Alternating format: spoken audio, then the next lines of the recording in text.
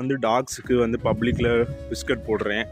சட்டம் வந்து இப்போ ரீசெண்டாக சொல்லிச்சு ஸ்ட்ரே டாக்ஸுக்கு வந்து நம்ம பப்ளிக்கில் வந்து ஃபீட் பண்ணக்கூடாதுன்னு.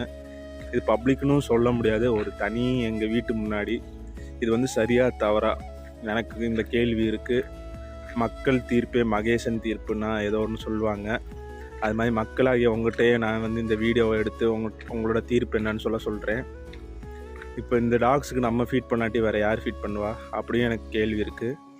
ஸோ நம்ம அரசியல் அமைப்பு சட்டத்திட்டமே வந்து சாலியன்ட் ஃபியூச்சர்ஸ் நீங்கள் படிச்சிங்கன்னா உங்களுக்கு தெரியும். என்னடா ரொம்ப படிச்சுட்டா போலன்னு நீங்கள் நினைக்கலாம். ஆமாம், ரொம்ப படிச்சிட்டேன். பாலிட்டியில் வந்து நம்ம அரசியலமைப்பு வளையும் தன்மை கொண்டது, வளையாத்தன்மை, ரெண்டுமே ஃப்ளெக்சிபிள் அண்ட் ரிஜிடுன்னு தான் இருக்குது. நம்ம சட்டத்தில் நிறைய ஓட்டைகள் அதை தான் வச்சு யூஸ் பண்ணி தான் நிறைய அரசியல்வாதிகள் பேசுகிறாங்க. என்னடா நாய்க்கு பிஸ்கட்லேருந்து அரசியல்வாதி எலெக்ஷன் வரைக்கும் போயிட்டேன்னு நினைக்காதீங்க. என்னோடய எண்ணங்கள் அப்படி இருக்குது. எண்ணம் தெளிவாக வை அப்படின்னு சொல்லுவாங்க. உள்ளம் தெளிவாக வைன்னு ஒரு பாட்டு இருக்குது. பை.